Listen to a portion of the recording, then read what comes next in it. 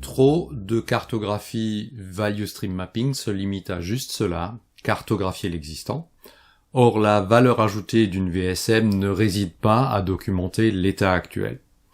Bonjour et bienvenue dans cet épisode de ma série Christian fait son professeur, dans lequel il sera question de VSM, véritable emblème du Lean, mais aussi source de malentendus.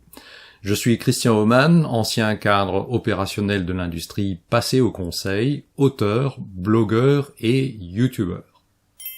L'exercice de cartographie value stream mapping, VSM, est populaire au point de faire de l'outil un véritable emblème du Lean. Cet engouement conduit fréquemment à considérer l'absence de VSM comme une manque de maturité Lean. Or, une cartographie value stream mapping n'est pas systématiquement nécessaire ni même utile. En effet, trop de cartographies VSM jaunissent sans servir à rien de plus que de décorer les murs. Réaliser une VSM simplement pour démontrer que l'on a réalisé une VSM est un gaspillage de temps et de ressources, sauf si c'est un exercice pédagogique destiné à apprendre à voir, à analyser.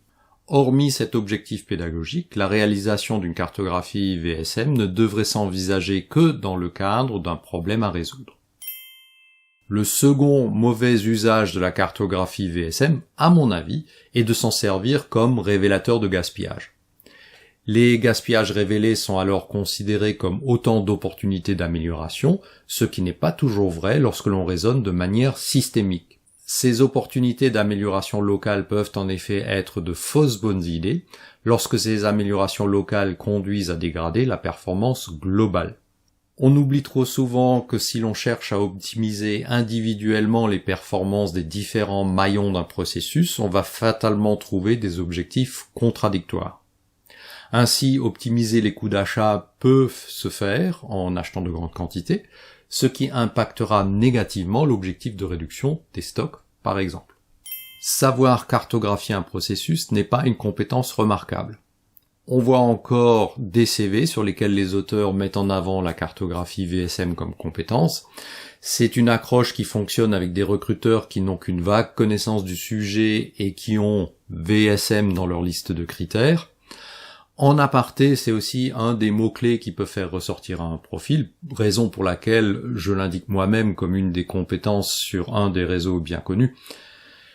Mais savoir cartographier un processus, que ce soit au format VSM ou autre, n'est pas une compétence remarquable, c'est même plutôt l'inverse. Être en mesure de représenter un processus de manière synthétique est un attendu de base pour prétendre occuper de nombreux postes.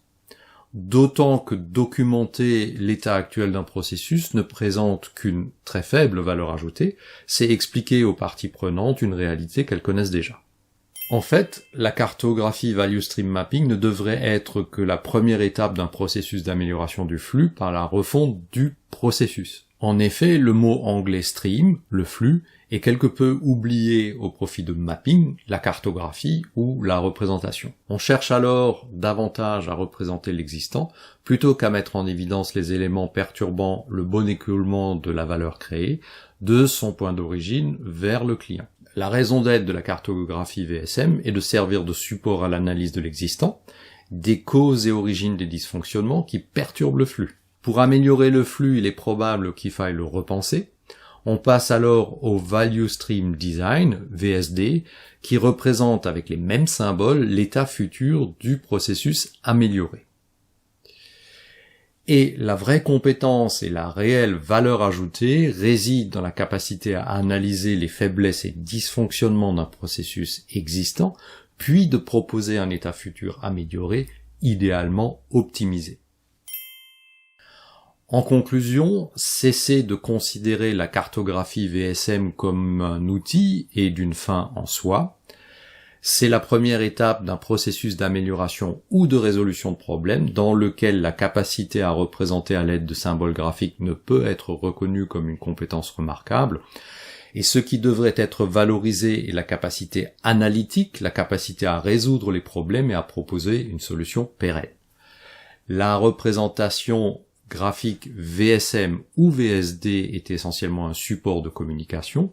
Il faut alors expliquer à des décideurs, des parties prenantes, peu au fait des problèmes de l'état actuel, ça c'est la VSM, Il faut expliquer la solution améliorée future, VSD, et comment passer de l'un à l'autre. Si vous avez trouvé intérêt et valeur dans cet épisode, faites-le savoir d'un pouce levé d'encouragement. Aidez-moi à faire connaître cette chaîne en partageant cet épisode. Abonnez-vous pour ne rater aucune de mes publications. Et je vous dis rituellement à bientôt sur l'un de mes médias.